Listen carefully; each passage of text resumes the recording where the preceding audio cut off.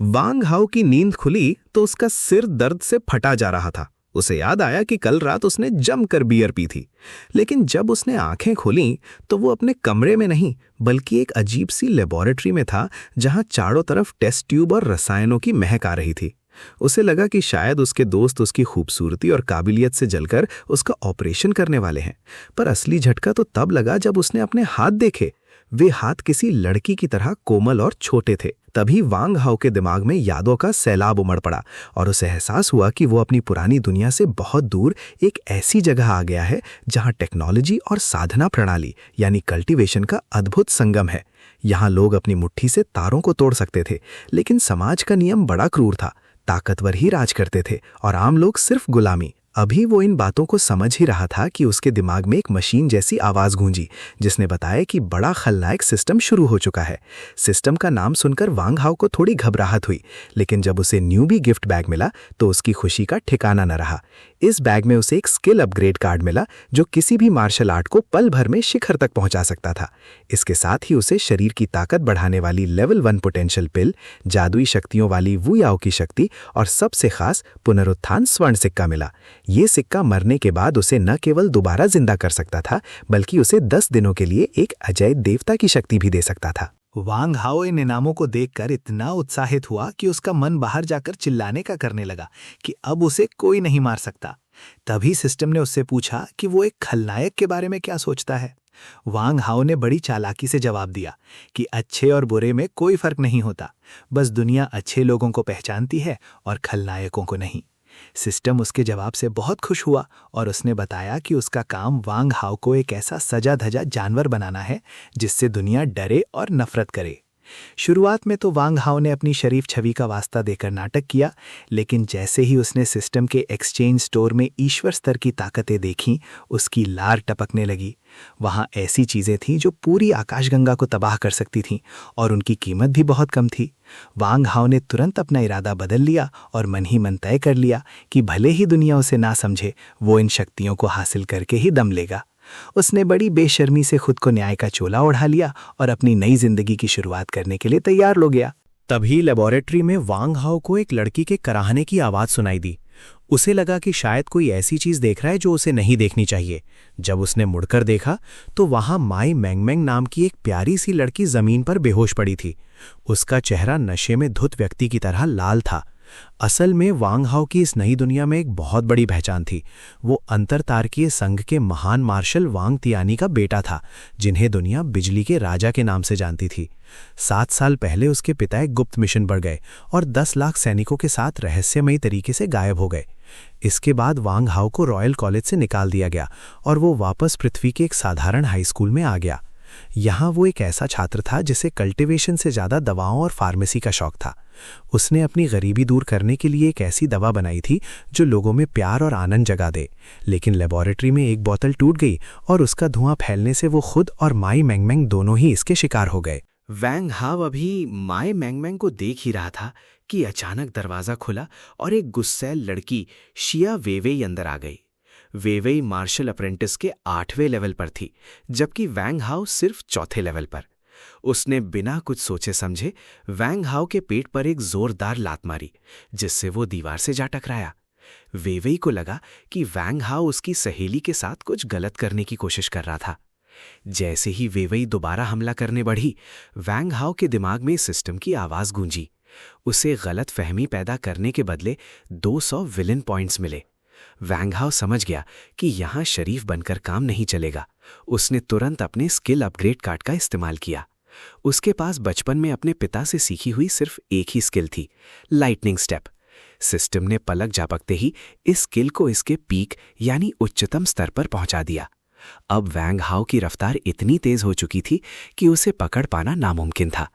उसने तय कर लिया कि अब वो दुनिया की नज़रों में भले ही बुरा बने, लेकिन इस खलनायक सिस्टम की मदद से अपनी किस्मत जरूर बदलेगा। वांग हाओ ने अपनी लाइटनिंग स्टेप का ऐसा कमाल दिखाया कि वो किसी परछाई की तरह शिया वेवेई के हर हमले से बच निकला। वेवेई हैरान थी कि हर वक्त लेबोरेटरी में रहने वाला ये दुबला पतला लड़का अचानक इतना फुर्तीला कैसे हो गया। वांग हाओ ने मौके का फायदा उठाया और दरवाजे की ओर भागा, लेकिन जाते जाते उसने एक ऐसी हरकत कर दी जिसने सिस्टम को भी दंग कर दिया। जैसे ही वो माई मैंग मैंग के पास से गुजरा, उसने बेशर्मी से उसे गले लगाकर चूम लिया। इस हरकत पर सिस्टम ने उसे लिटिल वाई बग का अनोखा खिताब दिया। ये कोई मामूली खिताब नहीं था, ये उन शातिर और चालाक लोगों के लिए था जो महिलाओं को अपनी बातों और हरकतों से सम्मोहित या परेशान करने में माहिर होते हैं। इस खिताब के मिलते ही वांग हाओ के पास ऐसी पावर आ गई कि उसकी एक गंदी और टेढ़ी मुस्कान ही किसी भी शरीफ लड़की को घबराहट और डर से भर सकती थी। जब वांग हाओ ने शिया वेवी की तरफ मुड़कर वही शैतानी मुस्कान दी, तो वो ताकतवर एथलीट लड़की भी डर के मारे 2 कदम पीछे हट गई। वांग हाओ वहां से भाग निकला, जबकि वेवी पीछे से उसे जेल भेजने की धमकियां देती रही। वांग हाओ को समझ आ गया था कि इस दुनिया में सर्वाइव करने के लिए उसे अपनी नैतिकता छोड़नी होगी। सिस्टम ने तो उसे यहां तक कह दिया कि एक आदर्श खलनायक के लिए कम से कम एक बार जेल जाना तो अनिवार्य है, और उसके लिए एक जेल गिफ्ट पैक भी तैयार रखा है। हाफते हुए जब वांग हाओ सुरक्षित जगह पहुंचा तो उसने देखा कि स्कूल खत्म होने का वक्त हो चुका है। रास्ते में उसे पता चला कि कल स्कूल में एक बड़ी मीटिंग होने वाली है। कॉलेज एंट्रेंस एग्जाम सिर पर थे और पूरी पृथ्वी के लाखों छात्रों में से सिर्फ मुट्ठी भर लोगों को ही टॉप यूनिवर्सिटीज में जगह मिलने वाली थी। मुकाबला इतना कड़ा था कि आम छात्र रॉयल कॉलेज के रईस और ताकतवर बच्चों के सामने सड़क साफ करने लायक भी नहीं समझे जाते थे। वांग हाओ ने अपनी ठुड्डी खुजलाई और मुस्कुराया। उसे पता था कि अब उसके पास सिस्टम की ताकत है और वो इस कड़े मुकाबले को अपनी खलनायक चालों से पूरी तरह बदलने वाला है। वांग हाओ की आंखों में एक अजीब सी चमक थी। वो समझ चुका था कि उसके पिता, जो कभी बिजली के राजा और महान मार्शल थे, उन्हें किसी गहरी साजिश के तहत गायब किया गया है। उसे रॉयल कॉलेज से अपमानित करके निकाला जाना भी उसी साजिश का हिस्सा था।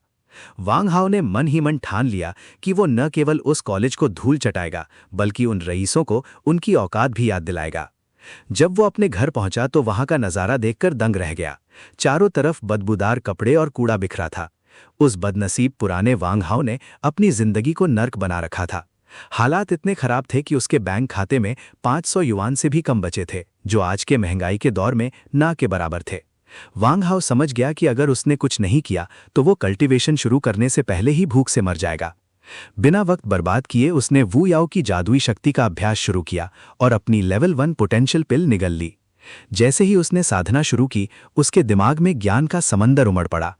ये तकनीक इतनी शक्तिशाली थी कि ये न केवल ऊर्जा को तेजी से सोखती थी, बल्कि शरीर के आधार को भी पत्थर की तरह मजबूत बना देती थी। पूरी रात वो ध्यान में बैठा रहा और जैसे ही सुबह की पहली किरण फूटी, उसके शरीर से एक जोरदार ऊर्जा की लहर निकली। वांग हाओ अब 5वें स्तर का मार्शल प्रशिक्षु बन चुका था। पृथ्वी जैसे कमजोर ग्रह पर एक ही रात में ये तरक्की किसी चमत्कार से कम नहीं थी। उसने अपनी मुट्ठियां भींची और अपने पुराने घर सम्राट जिंग को याद किया, जहां से उसे निकाला गया था। उसने तय किया कि वो वापस जाएगा और अपनी संपत्ति छीनने वालों को उनके अस्तित्व पर पछताने के लिए मजबूर कर देगा। लेकिन इसके लिए उसे पहले 4 प्रमुख विश्वविद्यालयों में से एक में दाखिला लेना था, जिसके लिए आज की स्कूल मीटिंग बहुत जरूरी थी। रास्ते में चलते हुए उसने सिस्टम से विलन पॉइंट्स कमाने के तरीके समझे। पहला तरीका था दूसरों के मन में नफरत और गुस्से को जगाना, ताकि वे उसके खिलाफ खड़े हों। दूसरा, खुलेआम बुरे काम करना। और तीसरा, ऐसी शातिर साजिशें रचना जिससे बड़े स्तर पर तबाही मचे। वांग हाओ को पहला तरीका सबसे आसान लगा। उसने एक गहरी सांस ली और मुस्कुराते हुए खुद से कहा, आज से मैं वो निर्लज्ज इंसान बनूंगा जिससे दुनिया नफरत करेगी, लेकिन वही नफरत मुझे ब्रह्मांड का सबसे शक्तिशाली योद्धा बनाएगी। उसकी आंखों में एक पवित्र और अडिग चमक थी। अब ये दुनिया देखेगी कि एक असली खलनायक कैसा होता है। 11वें हाई स्कूल के गेट पर शिया वेइवेई और माई मैंग मैंग साथ साथ चल रही थीं। वेइवेई कल रात की घटना को लेकर अभी भी गुस्से में थी और उसका मानना था कि वांग हाओ 1 नंबर का लंपट और बेशरम इंसान है। वहीं दूसरी तरफ माई मैंग मैंग का दिल पूरी तरह वांग हाओ के लिए धड़क रहा था। वो वेइवेई को समझा रही थी कि कल जो कुछ भी हुआ वो सिर्फ एक लैब एक्सीडेंट था और वांग हाओ भैया तो बस अपनी दवाओं से पैसे कमाकर और रिसर्च करना चाहते हैं। वेइवेई गुस्से में मीट बन चबा रही थी क्योंकि उसे नाश्ता करने का भी समय नहीं मिला था। तभी उसे पीछे से किसी की घूरती हुई नजरों का एहसास हुआ। मुड़कर देखा तो वांग हाओ वहीं खड़ा उसे घूर रहा था। दरअसल वांग हाओ रात भर की साधना के बाद बहुत भूखा था और उसके पास 1 रुपया भी नहीं था। गरीबी और भूख के मारे उसे वेइवेई के हाथ का मीट बन किसी खजाने जैसा लग रहा था। जैसे ही माई मैंग मैंग ने शर्माते हुए वांग हाओ का अभिवादन किया, वांग हाओ ने अपनी लिटिल येई बग वाली जादुई और शैतानी मुस्कान बिखेरी। उस मुस्कान का असर इतना खतरनाक था कि वेई वेई और मैंग मैंग दोनों किसी बिजली के झटके की तरह अपनी जगह पर जम गईं। उनका दिमाग सुन्न हो गया और वे कुछ पल के लिए होश खो बैठीं। वांग हाओ ने इसी मौके का फायदा उठाया, झपट्टा मारकर उनके हाथों से मीट बन छीने और स्कूल की तरफ भाग निकला। सिस्टम ने तुरंत उसे 200 विलन पॉइंट्स दिए क्योंकि उसने दूसरों के खाने की चोरी की थी। वांग हाओ को लगा कि उसने ना सिर्फ अपना पेट भरा बल्कि वेवे को उसकी बदतमीजी का सबक भी सिखा दिया। लेकिन जैसे ही वेवे होश में आई वो चिल्लाई, बेशरम लंपट, रुक जा। वेवे की आवाज सुनते ही स्कूल के गेट पर मौजूद दर्जनों छात्र वहां जमा हो गए। शिया वेइवेई स्कूल की सबसे मशहूर और खूबसूरत लड़की थी और उसके चाहने वालों की एक लंबी फौज थी। जब लड़कों ने सुना कि वांग राओ ने उनकी देवी के साथ कुछ बेशर्मी की है तो उनका खून खौल उठा। वे चिल्लाने लगे कि इस लड़के के टुकड़े टुकड़े करके कुत्तों को खिला देंगे। एक साथ दर्जनों लड़कों को अपनी तरफ गुस्से में भागते देख वांग हाओ पहले तो चौंक गया, लेकिन तभी सिस्टम की घंटियां बजने लगीं। दूसरों की नज़र में उनकी देवी का अपमान करने और सबका गुस्सा भड़काने के लिए उसे लगातार सैकड़ों विलन पॉइंट्स मिलने लगे। वांग हाओ मन ही मन मुस्कुराया।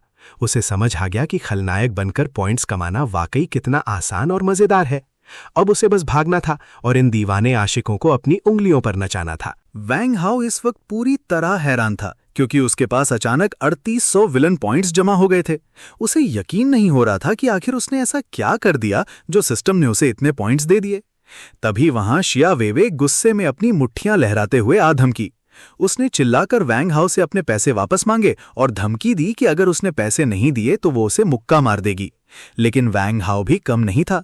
उसने अपनी जेब से मीट बन निकाला और शिया वेवी के सामने ही उसे मजे से खाने लगा। वेवी का गुस्सा 7वें आसमान पर पहुंच गया और उसने वैंग हाओ पर मुक्कों की बारिश कर दी। वैंग हाओ ने बहुत ही फुर्ती से अपना फुटवर्क इस्तेमाल किया और उसके हर वार से आसानी से बच गया। उसने वेवी को शांत करने की कोशिश करते हुए कहा कि अभी उसके पास पैसों की तंगी है और वो अगली बार उसे ट्रीट दे देगा। पर वेवी का कहना था कि जब भी उसके पास पैसे नहीं होते उसे बहुत गुस्सा आता है। वैंग हाओ ने उसे याद दिलाया कि वो कल भी ऐसे ही बवाल कर रही थी और आज भी वही कर रही है। तभी वेवी ने गुस्से में एक ऐसी बात कह दी जिससे पूरा माहौल ही बदल गया। उसने कहा कि कल की बात की वजह से वो पूरी रात करवटें बदलती रही और सो नहीं पाई और ये सब वैंग हाओ की गलती है। वैंग हाओ अभी कुछ समझ पाता उससे पहले ही माई मैंग मैंग भी वहां दौड़ती हुई आई। उसका चेहरा गुस्से से लाल था और उसने वेवी से कहा कि वैंग हाओ उसके लिए सही इंसान नहीं है। वहां मौजूद बाकी छात्रों ने जब ये बातें सुनी तो उनके दिमाग में खिचड़ी पकने लगी। उन्होंने वेवी की बातों का गलत मतलब निकाल लिया कि शायद कल रात वैंग हाओ और वेवी किसी होटल में साथ थे और वैंग हाओ के पास किराया देने के पैसे भी नहीं थे। ऊपर से मैंग मैंग का लाल चेहरा देखकर सबको लगा कि वैंग हाओ एक साथ 2 लड़कियों को धोखा दे रहा है। देखते ही देखते वैंग हाओ सबकी नजरों में स्कूल का सबसे बड़ा नीच और विलन बन गया। छात्रों की भीड़ उसे पीटने के लिए आगे बढ़ने लगी। इसी बीच सिस्टम की आवाज गूंजी कि सैकड़ों लोगों की नफरत और घेराबंदी की वजह से वैंग हाओ को 5000 विलन पॉइंट्स और मिल गए हैं। तभी स्कूल के प्रिंसिपल झोंगली वहां पहुंचे। उनकी नजर जब वांग हाओ के फुटवर्क पे पड़ी तो वो दंग रह गए। उन्हें पता था कि वांग हाओ को रॉयल कॉलेज से निकाला गया है, लेकिन उसका ये शानदार टैलेंट देखकर उन्हें लगा कि ये लड़का तो अपने पिता से भी बड़ा मार्शल आर्ट स्टार बनेगा। उन्होंने फौरन भीड़ को रोका और वांग हाओ और शिया वेवेई को पकड़कर स्टेज पर ले गए। सजा के तौर पर उन्हें पूरी मीटिंग के दौरान वहीं खड़े रहने को कहा गया। वांग हाओ को इस बात का कोई गम नहीं था। वो स्टेज पर बैठकर भी आराम से अपना मीट बन खाने लगा। उसने सिस्टम से पूछा कि आखिर उसे देवी का अपमान करने के इतने पॉइंट्स क्यों मिले, जबकि उसने तो वेवेई को छुआ तक नहीं था। सिस्टम ने जवाब दिया कि लोगों के मन में अपनी पसंदीदा देवी के लिए जो पवित्र छवि होती है, वांग हाओ की हरकतों ने उसे ठेस पहुंचाई है, जिसे सिस्टम एक बहुत ही बुरा काम मानता है। वांग हाओ ने मन ही मन सोचा कि इन बच्चों की कल्पना शक्ति वाकई गजब की है। तभी प्रिंसिपल झोंगली ने अपना भाषण शुरू किया। उन्होंने छात्रों को प्रेरित करते हुए कहा कि ये स्कूल की 140वीं प्री ग्रेजुएशन मीटिंग है और सबको स्कूल के गौरव वांग तियानी से सीखना चाहिए। जैसे ही वांग तियानी का नाम लिया गया, पूरा मैदान शांत हो गया। सभी छात्र सम्मान के साथ वहां लगी वांग तियानी की पत्थर की प्रतिमा को देखने लगे, जो न केवल स्कूल के लिए बल्कि पूरे संघ के लिए एक महान योद्धा की पहचान थे। 11वीं हाई स्कूल के मैदान में माहौल एकदम गरमाया हुआ था। जैसे ही प्रिंसिपल झोंगली ने घोषणा की कि इस साल 4 प्रमुख यूनिवर्सिटीज के लिए पंजीकरण प्रणाली यानी रजिस्ट्रेशन सिस्टम अपनाया जाएगा, छात्रों के बीच खलबली मच गई। सबको पता था कि इन यूनिवर्सिटीज में जाना मतलब करियर सेट होना है, जहां से निकलते ही सीधे मेजर जनरल जैसी रैंक मिलती है। लेकिन वहां तक पहुंचना लोहे के चने चबाने जैसा था। प्रिंसिपल झोंगली ने पास खड़े वांग हाओ का मन टटोलने के लिए उससे पूछा कि ग्रेजुएशन के बाद उसका क्या इरादा है। उन्हें उम्मीद थी कि वांग हाओ अपने पिता महान मार्शल वांग तियानी की तरह मार्शल आर्ट्स में अपना नाम रोशन करने की बात करेगा, लेकिन वांग हाओ ने जो जवाब दिया उसने सबके होश उड़ा दिए। वांग हाओ ने बड़े आत्मविश्वास के साथ दहाड़ते हुए कहा कि वो न केवल 4 प्रमुख विश्वविद्यालयों में प्रवेश लेगा, बल्कि सेना में प्रथम मार्शल बनकर पूरी दुनिया पर राज करेगा और बड़े बड़े रईसों को अपने कदमों में झुका देगा। उसकी ये बातें सुनकर प्रिंसिपल दंग रह गए। उन्हें लगा शायद ये लड़का सुपर हीरो वाली फिल्में कुछ ज्यादा ही देखता है। वहीं नीचे बैठे छात्रों ने उसका मजाक उड़ाना शुरू कर दिया। किसी ने उसे छोटा गोरा चेहरा कहा तो किसी ने उसे दिवा स्वप्न देखने वाला पागल करार दिया। प्रिंसिपल झोंगली ने उसे प्रोत्साहित करने की कोशिश की और वांग तियानी की प्रतिमा की ओर इशारा करते हुए उनके जैसा बनने की सलाह दी। लेकिन वांग हाओ के आदर्श तो कुछ और ही थे। उसने बड़े गंभीर होकर कहा कि वो दुनिया में 2 तरह के लोगों की सबसे ज्यादा प्रशंसा करता है। एक वो जो फिल्म देखने के बाद हिलते नहीं, और दूसरे वो जो फिल्म देखने के बाद भी हिलते रहते हैं। उसका ये अतरंगी जवाब सुनते ही पूरा स्कूल सन्न रह गया। शिक्षकों और छात्रों को समझ ही नहीं आया कि ये तारीफ थी या कोई भद्दा मजाक। शिया वेइवेई ने तो उसे पास से घूरते हुए बेशर्म बदमाश तक कह दिया।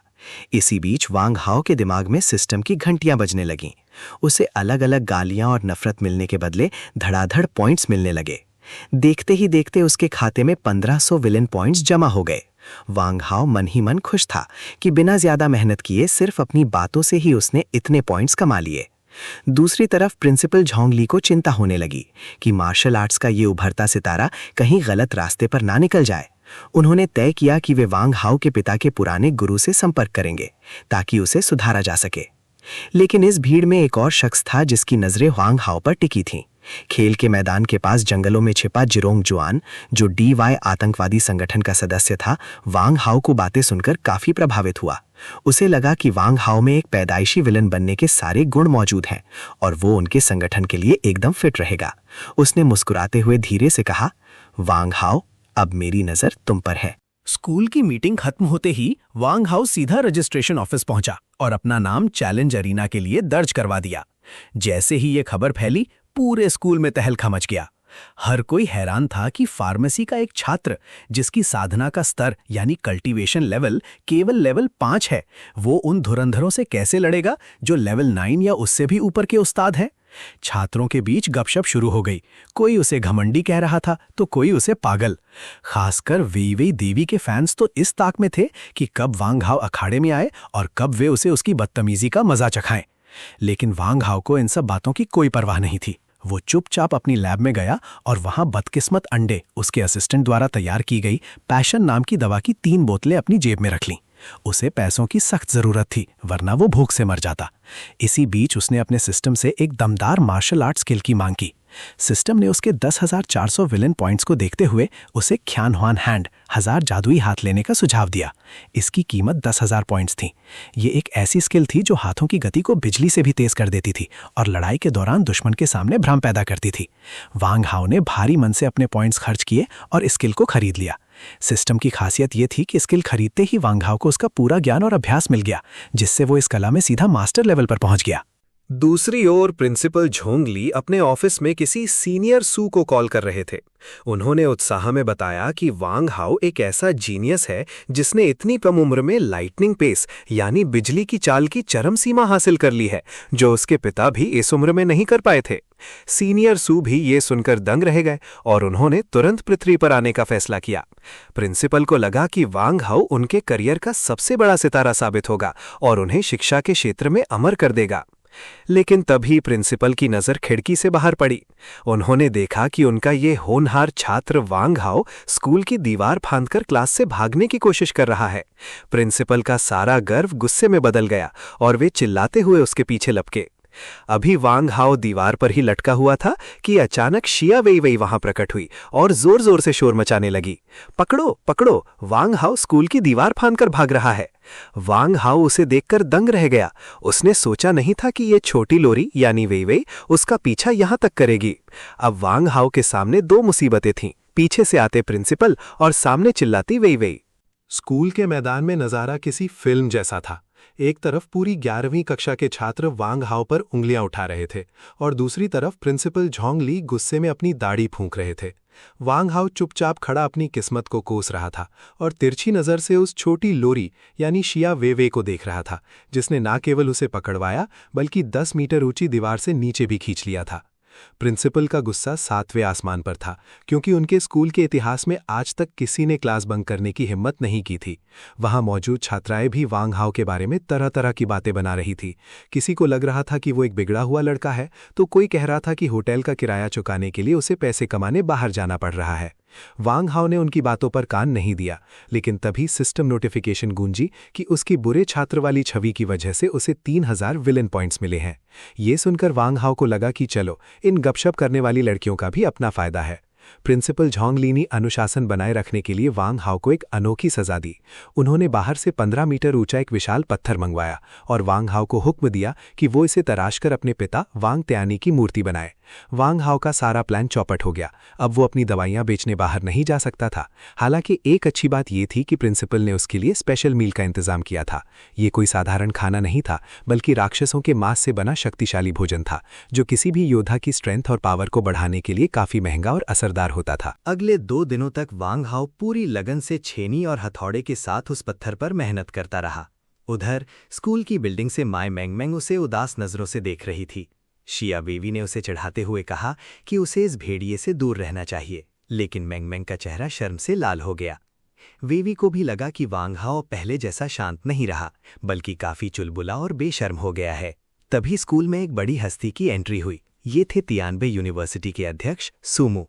सुमो अंतरतारकीय संघ इंटरस्टेलर यूनियन में एक बहुत बड़ा नाम थे और वांग हाओ के पिता के गुरु भी रह चुके थे। जब उन्होंने खिड़की से वांग हाओ को पत्थर की मूर्ति के पास बैठकर साधारण तरीके से खाना खाते देखा तो उनका दिल भर आया। उन्हें वो दौर याद आ गया जब वांग तियानिये के गायब होने के बाद स्वार्थी रईसों ने वांग हाओ को नीचा दिखाने के लिए उसे रॉयल कॉलेज से निकाल दिया था। सुमो ने ही अपनी साख दांव पर लगाकर वांग हाओ की जान बचाई थी और उसे छिपकर पृथ्वी पर रहने भेजा था। अब सुमो ये देखने के लिए बेताब थे कि क्या वांग हाओ सच में अपने पिता से भी बड़ा जीनियस साबित होगा। वे मन ही मन सोच रहे थे कि जब वांग हाओ एक अजय योद्धा बनकर वापस लौटेगा तो उन रईसों के चेहरे देखने लायक होंगे जिन्होंने उसे कभी दुत्कार कर निकाला था। प्रिंसिपल ऑफिस में जोंग ली थोड़े हिचकिचाते हुए सुमो को बता रहे थे कि वांग हाओ में प्रतिभा तो बहुत है, पर उसका स्वभाव उसके पिता जैसा बिल्कुल नहीं है। वांग तियानी जहां एक नेक इंसान थे, वहीं वांग हाओ थोड़ा लालची और कंजूस है। झोंग ली ने सुमो को बताया कि कैसे वांग हाओ ने एक दिन का काम 3 दिन तक खींच दिया, सिर्फ इसलिए ताकि वो स्कूल का महंगा और शानदार खाना मुफ्त में खा सके। प्रिंसिपल का दिल तो तब बैठ गया जब उन्होंने हिसाब लगाया कि वांग हाओ के एक दिन के खाने का खर्च 10,000 युआन आ रहा है और 3 दिन में वो प्रिंसिपल की लगभग 1 महीने की सैलरी चट कर चुका है। सुमो ये सुनकर हंसने लगे और बोले कि थोड़ी सी खामी होना इंसान को असली बनाता है। उन्होंने फैसला किया कि वे कल होने वाली स्कूल प्रतियोगिता को यहीं रुक कर देखेंगे। जब सुमो ने वांग हाओ के फार्मेसी लेवल के बारे में पूछा तो झोंग ली ने एक और चौंकाने वाला खुलासा किया। वांग हाओ आधिकारिक तौर पर लेवल 1 फार्मासिस्ट है, लेकिन असलियत में वो लेवल 2 पार कर चुका है और लेवल 3 के करीब है। 17 साल की उम्र में ये मुकाम हासिल करने वाले पूरे संघ में उंगलियों पर गिने जाने वाले लोग हैं। सुमो ये जानकर बेहद खुश हुए कि उन्होंने जिस हीरे को मिट्टी में छिपाया था वो अब चमकने के लिए तैयार है। मैदान में वांग हाओ अपनी आखिरी दावत का आनंद ले रहा था। राक्षस मांस खा खाकर उसे महसूस हो रहा था कि वो बिना मेहनत किए ही लेवल 6 पर पहुंचने वाला है। डकार लेते हुए उसने सोचा कि कल प्रतियोगिता है, इसलिए आज मूर्ति का काम खत्म करना ही होगा। इसी बीच सुमो के आने की खबर पूरी पृथ्वी के 99 स्कूलों के प्रिंसिपल्स तक पहुंच गई। सबके सब लालची कुत्ते की तरह 11वीं हाई स्कूल की तरफ भागे चले आए। वे सब चाहते थे कि सुमो उनके स्कूल की प्रतियोगिता देखें, ताकि उनके छात्रों को तियानबे यूनिवर्सिटी ने जगह मिल सके। झोंग ली को उन पर बहुत गुस्सा आया, क्योंकि जब उनके स्कूल के छात्र 11वीं स्कूल को नीचा दिखाते थे तब किसी को भाईचारा याद नहीं आता था, और आज सब एक परिवार बन रहे थे। शाम होते होते वांग हाओ ने छेनी हथौड़ा नीचे रखा और अपने पिता की भव्य मूर्ति को देखकर संतुष्टि से घर की ओर निकल गया। उसे आज रात कड़ी मेहनत करके अपनी कल्टीवेशन को अगले लेवल पर ले जाना था। उसके जाते ही सुमो वहां प्रकट हुए और मूर्ति को देखते हुए अपने पुराने दोस्त तियानी को याद किया। उन्होंने मन ही मन वादा किया कि अब वे वांग हाओ का मार्गदर्शन करेंगे और जब तक वे उसके साथ हैं कोई भी रईस या दुश्मन उसका बाल भी बांका नहीं कर पाएगा। 11वीं हाई स्कूल का मैदान आज किसी जंग के मैदान जैसा लग रहा था। चारों तरफ शोर था, क्योंकि आज चैलेंज अरीना का मुकाबला था। नियम साफ थे, यहां से जीतने वाले टॉप 3 छात्र ही दुनिया के 100 बेहतरीन स्कूलों की रेस में शामिल होंगे और वहां से 4 प्रमुख विश्वविद्यालयों का रास्ता खुलेगा। अखाड़े में 16 योद्धा उतरे, जिनमें सबसे ऊपर मार्शल आर्ट्स लेवल 9 वाली शिया वेवई और लेजुआन थी, और सबसे नीचे हमारा वांग हाओ, जिसने कल रात ही जैसे तैसे लेवल 6 पार किया था। जैसे ही वांग हाओ स्टेज पर चढ़ा, लड़कियों की चीखों के बजाय गालियां गूंज उठी। कोई चिल्ला रहा था वांग हाओ को मार डालो, तो कोई उसे नीच कह रहा था। वीआईपी एरिया में बैठे सूमू ये देखकर हैरान थे कि उनके प्रिय शिष्य तियानी का बेटा पूरे स्कूल का दुश्मन कैसे बन गया। प्रिंसिपल झोंगली ने शर्मिंदगी के मारे जल्दी से मैच शुरू करने का इशारा किया। वांग हाओ का पहला मुकाबला हुआ लिन टिंगबाई से। लिन न केवल लेवल 8 का फाइटर था, बल्कि शिया वेवई का अंधा आशिक भी था। उसने मन ही मन ठान लिया था कि वेवई की बेइज्जती का बदला वो वांग हाओ की हड्डियां तोड़कर लेगा। मैच शुरू होते ही लिन टिंगबाई ने अपनी ताकत दिखाई। वो उछलकर 10 मीटर ऊंचा गया और नीचे पत्थर पर उसके पैरों के निशान छप गए। लड़कियां दीवानी होकर चिल्लाने लगीं। लिन ने चिल्लाकर कहा, वांग हाओ, असली ताकत का एहसास करो, और उसने अपनी उंगली में पहनी इलेक्ट्रोमैग्नेटिक रिंग से बैंगनी बिजली की एक भयंकर किरण छोड़ी। पूरे मैदान में सन्नाटा छा गया। सबको लगा वांग हाओ अब गया, लेकिन तभी वांग हाओ ने अपनी लाइटनिंग पेस दिखाई। वो इतनी फुर्ती से वहां से हटा कि बिजली की किरण ने जमीन पर एक गहरा गड्ढा कर दिया, पर वांग हाओ को खरोच तक नहीं आई। वीआईपी एरिया में बैठे प्रिंसिपल्स अपनी कुर्सियों से खड़े हो गए। उन्हें यकीन नहीं हो रहा था कि एक हाई स्कूल का बच्चा इतनी बेहतरीन चाल, फुटवर्क कैसे चल सकता है। सूमू की आंखों में चमक आ गई। उन्होंने सोचा, तियानी, तुम्हारा बेटा वाकई असाधारण है। इधर वांग हाओ ने अपनी जान बचते ही रेफरी को टोक दिया, अरे रेफरी, ये तो चीटिंग है, वो टेक्नोलॉजी वाले हथियार इस्तेमाल कर रहा है। रेफरी ने उसे झिड़कते हुए कहा, बकवास बंद करो, आजकल के जमाने में वैज्ञानिक हथियारों का इस्तेमाल आम है। क्या तुम पुराने जमाने की तरह तलवारों से लड़ने की उम्मीद कर रहे थे? नीचे खड़े छात्रों ने वांग हाओ का मजाक उड़ाना शुरू कर दिया। कोई उसे गरीब कह रहा था जो करोड़ों की अंगूठी नहीं खरीद सकता, तो कोई उसे कायर। लड़कियां गपशप कर रही थीं कि वांग हाओ दिखने में तो लिन टिंगबाई से भी ज्यादा हैंडसम है, पर दिल का एकदम काला है। पर कुछ लड़कियां उसकी बिजली जैसी रफ्तार देखकर उसकी फैन होने लगी थीं। वांग हाओ ने अपनी आंखें घुमाई। उसने समझ लिया कि यहाँ कायदे कानून से काम नहीं चलेगा, उसे अब अपने विलन अवतार में आना ही होगा। क्या वांग हाओ बिना किसी महंगे हथियार के उस बिजली छोड़ने वाली अंगूठी का सामना कर पाएगा? देखते रहिए, क्योंकि वांग हाओ के पास अभी 1000 जादुई हाथ का जलवा दिखाना बाकी है। वांग हाओ अखाड़े में एकदम दंग खड़ा था। क्या सच में जमाना इतना बदल गया है? उसके पिता ने तो सिखाया था कि द्वंद्व युद्ध यानी ड्यूअल में तकनीकी हथियारों का इस्तेमाल करना कायरता है, लेकिन यहां तो सरेआम बिजली छोड़ने वाली अंगूठियां चल रही थीं। चलो, अगर तुम लोग कहते हो कि ट्रेंड बदल गया है, तो मैं भी ट्रेंड के हिसाब से ही चलूंगा, वांग हाओ ने एक ठंडी मुस्कान के साथ कहा। वो अंदर से बहुत गुस्से में था। अगर वो समय पर नहीं हटता तो लिन टिंगबाई के उस हमले से वो महीनों के लिए बिस्तर पर पड़ जाता, और आजकल अस्पताल का खर्चा कितना महंगा है वो अच्छी तरह जानता था। लिन टिंगबाई ने तिरस्कार के साथ कहा, चाहे तुम्हारा फुटवर्क कितना भी अच्छा हो, अखाड़े की जगह सीमित है। तुम मेरे इलेक्ट्रोमैग्नेटिक फील्ड के हमले से नहीं बच सकते। अगले ही पल लिन ने अपनी पूरी ताकत अपनी मुट्ठी में डाल दी। बिजली की गड़गड़ाहट के साथ उसकी मुट्ठी एक मार्शल आर्ट्स मास्टर के प्रहार जितनी खतरनाक हो गई। छात्रों को लगा कि वांग हाओ डर के मारे जम गया है, पर वांग हाओ के दिमाग में कुछ और ही खिचड़ी पक रही थी। वीआईपी एरिया में बैठे सूमू बहुत ध्यान से देख रहे थे। उन्हें लगा कि ये वांग हाओ की असली परीक्षा है। अगर उसमें लड़ने की चेतना यानी फाइटिंग स्पिरिट नहीं हुई तो वे उसे कभी मार्शल आर्ट्स के खतरनाक रास्ते पर नहीं भेजेंगे। लेकिन वांग हाओ ने जो किया उसकी उम्मीद किसी ने नहीं की थी। उसने अपनी जेब से लाल रोशनी वाली 3 बोतलें निकाली।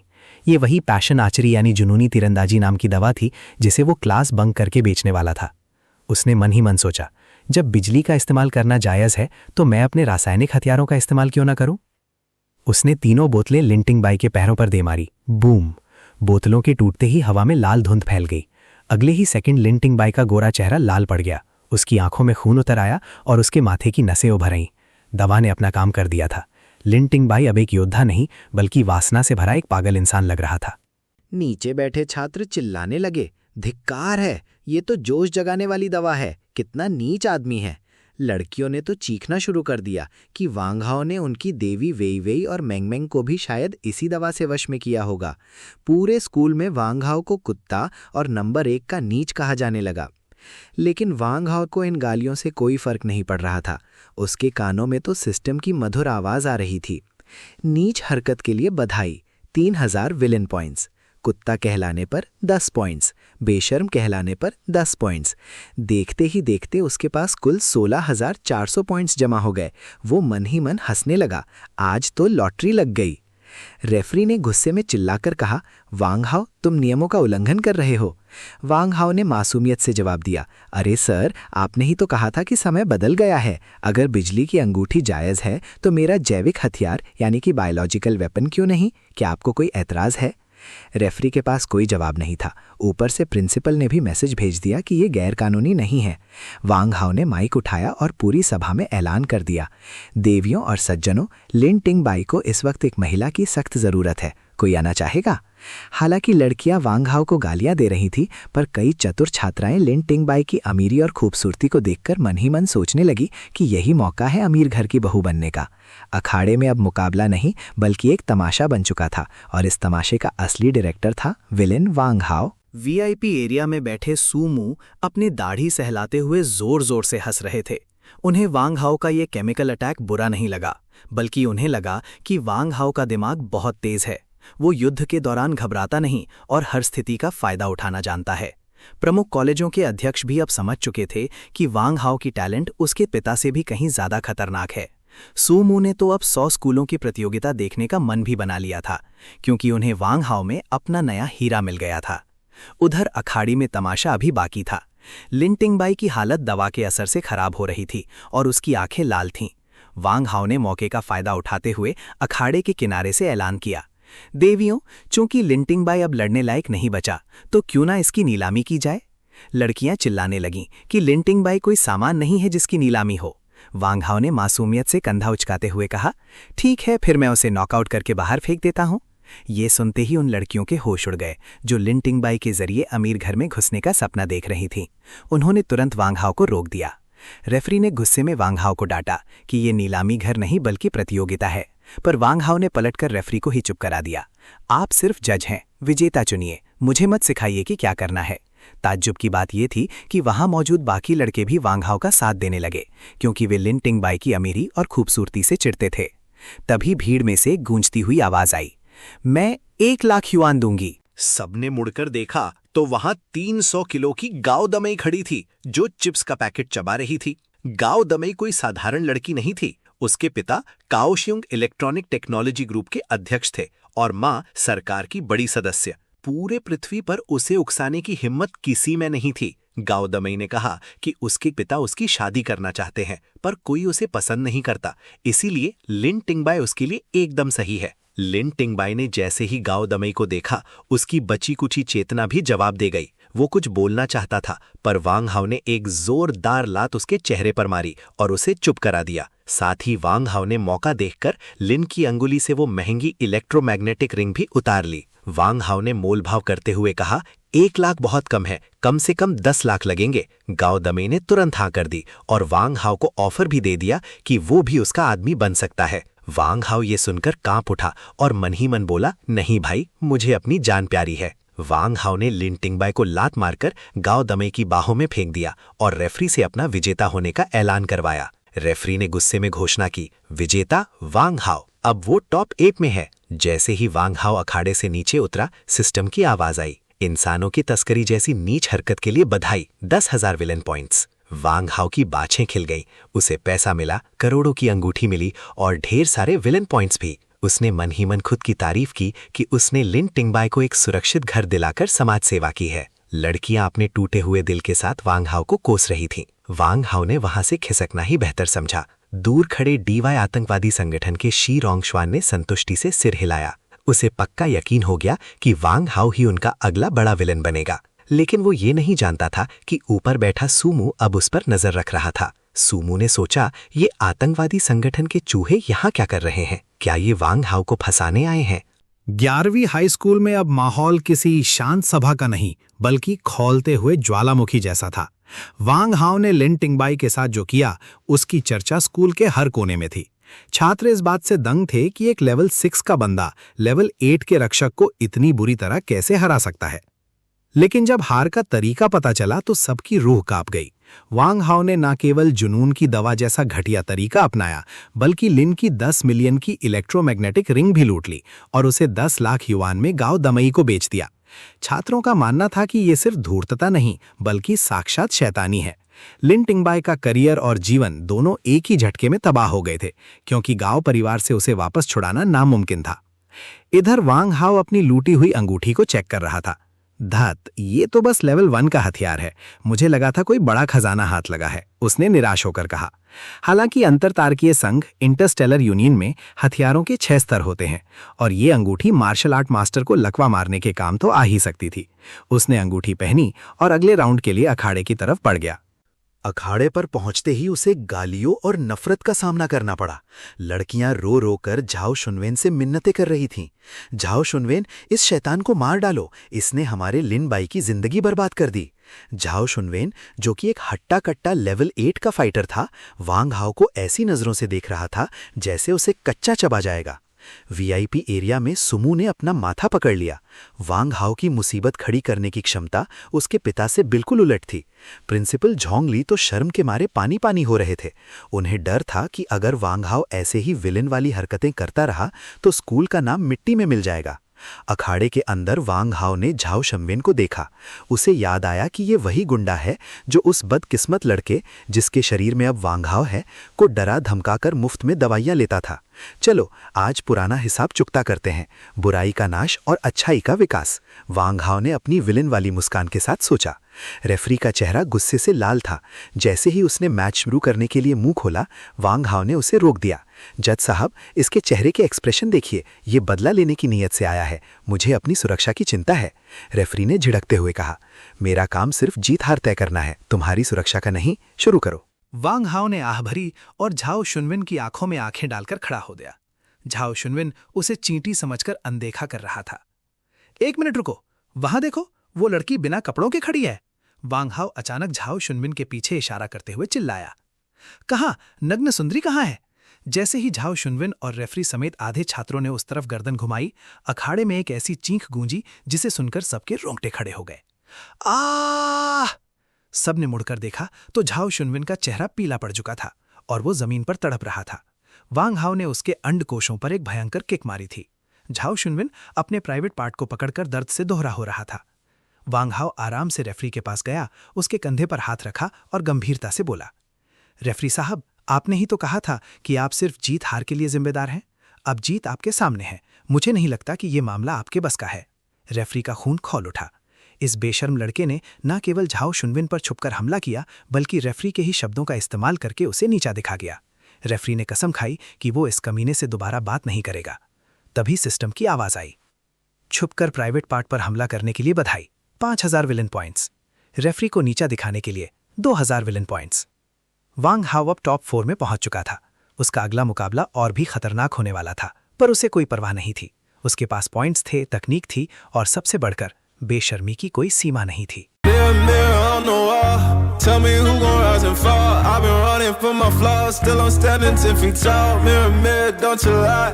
I can see it in my eyes. Truth gon' surface every time, even when no other dancing with my shadow in a room full of gold. Trying to count on my regrets like the stories I told. Mama said, boy, don't sell your soul for applause, but the silence louder now than a million gods. I seen kings fall quick for a hit on a reel. Seen queens trade crowns for a 6-figure deal. I don't blame them, I just pray for them. We all one mistake from the cage out the graveyard. Living like a movie, but the credits never roll. They gon' crop you out the frame if you ever lose control. Talk truth, they call it hate, but the fake love louder than an 8. Every scar got a sermon in it, every L got a learning in it. I ain't perfect, I just pin it how I lived it. If the game rigged, then I still pivot.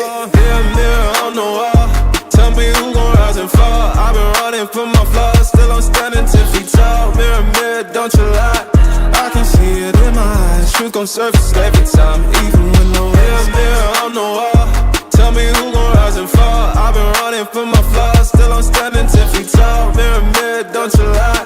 I can see it in my eyes. Truth gon' surface every time, even when they won't captions, not scriptures. They want clout, not pictures. They want pain and it filters. So I bleed through the pics like scriptures. You can't cancel what's already broken. You can't mute what's been outspoken. I spit truth with a chip on my shoulder. Got trauma in my tongue and the world getting colder. Used to pray for a check, now I check on my spirit. Cause the money don't work when your soul ain't near. I see fake friends turn saints in the crisis, but they ghost real quick when the fame hit its highest. Still I ride for my day ones. Still I ride when the pain comes. I don't flex, I reflect, I don't fear, I dissect, yeah. Every verse got a little confession, like every scar, just a deeper question. Yeah, mirror on the wall, tell me who gon' rise and fall. I've been running from my flaws, still I'm standing 10 feet tall. Mirror, mirror, don't you lie, I can see it in my eyes. Truth gon' surface every time, even when no mirror on the wall, tell me who gon' rise and fall. I've been running from my flaws, still I'm standing 10 feet tall. Mirror, mirror, don't you lie, I can see it in my eyes. Truth gon' surface every time, even when nowhere disguise.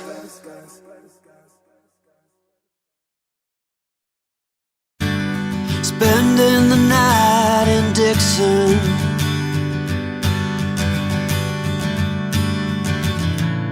"60-odd miles from a plan."